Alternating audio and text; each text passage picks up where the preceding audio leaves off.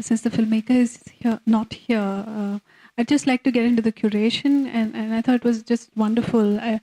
It almost felt like it's the same film, you know. I was just wondering that, you know, it might have been interesting if we had this film first and the first one after that, and whether that would have been even more, you know. But it really felt like it's the same film, and I think that's the point of curation, that you get this thread, and that the force of each is, you know, each of it feeds off the other. So yeah, that's all I wanted to tell you. Well, thanks for that observation. In fact, what I actually had in mind was that Sourav has done another film called Bhangon, which actually looks at, you know, how the kind of havoc which the river and the nature plays out in that area, and that's like a 60-minute thing, and that just purely looks at the ecology side of it, and and I thought that, you know, 60 and another 90 is gonna become a bit too tedious, you know. So whereas this film, I think, kind of gives us a very good sense of what the river is doing.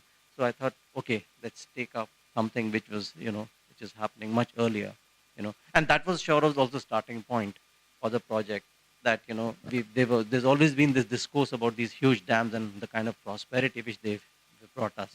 But ironically, in this particular place, the Farakka Barrage, which you constantly see, he doesn't dwell so much into it. But if you read the kind of literature which is available, it has actually played havoc, you know, because the Farakka Barrage is actually a man-made thing. They are diverting the river Ganga to, you know, to flush out the silt from the river Hooghly. It's actually what you call diverting the rivers or interlinking of rivers, which has its own huge ecological problems. And in this particular instance, Farakka Barrage has really played havoc in this area, in addition to the fact that the river constantly changes its course. You know, in fact, it was one of the first so-called man-made experiments done to interlink the rivers. You know, so the barrage was constructed, and along with the barrage, there's a canal which connects Farakka and feeds the river Hooghly. You know, so that, you know, the fresh water can feed the river Hooghly, and they can, you know, save Calcutta port. That was the huge kind of I must say, you know, utopian idea they had, which never worked. You know, so the film is actually a fallout of what has happened after the Farakka Barrage. You know, how this experiment was a flop show, but still government is doing the same thing. Talking about Narmada and Sabarmati riverfront, same thing. Government has done the same thing.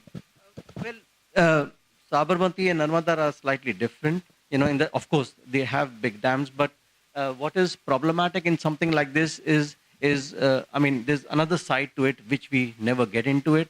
It's a side which you get to see in this film which was there at the festival. You Don't Belong. Am I right? What was the name of that film? Are you listening? Are you listening? Now, see, what is actually happening is it's a case of sharing of river water, and India, being the upper riparian state, you know, has a total control over the river Ganga, and the Bangladesh is the lower riparian state or riparian state. I don't know what the exact jargon is. So, in that film, you get a sense of what is happening, you know, on the other side of Farakka, you know, in Bangladesh. Yes, exactly. Do we have any water sharing agreement with Bangladesh? Yes, there is a treaty which exists. I think it was, if I'm not mistaken, it was signed in '96. I mean, if you go on Google, you'll find a lot of discourse on that. And obviously, India's always had an upper hand in, you know, in the water sharing agreement with Bangladesh. So it's like a completely one-sided treaty. There's a huge enclave issue over there. Like there's a lots of Bangladeshi enclave and Indian enclave. It's one of the world's largest enclave region. So there's like in 2010 some development happened ki India and Bangladesh would take some part in the water agreement and the land issue will be resolved. But I don't know. Like there's nothing. Okay. Any idea? I think he, if I'm not mistaken, this project has been on his mind since 2005. I mean, I know him sharing the project with me in 2006. So he was shooting that point of time, and then I think this continued. as Naruna pointed out, I think Rubel came much later into the story, so let's say 2005 to 2010 easily. So 6 years, yeah. I mean, that much I'm sure he shot for 6 years. Yeah, could have been more. I don't know. And you do get a sense because in the initial part there is a lot of low quality VHS, high band kind of a DV kind of footage which has been used, which was shot by him earlier. Yeah. Cable? No, it's most of the time it's not. It's dish, or maybe it's cable also. But in you don't need electricity to run a television. You need a battery. Most of the time, that's what happens. You don't have electricity connections there. You run it on a battery. That's what there was a small instance where you saw Rubel taking a battery to Bangladesh. So he said, "I'm taking electricity." Yes, that's exactly what it's for. Thanks a lot. Thanks for coming.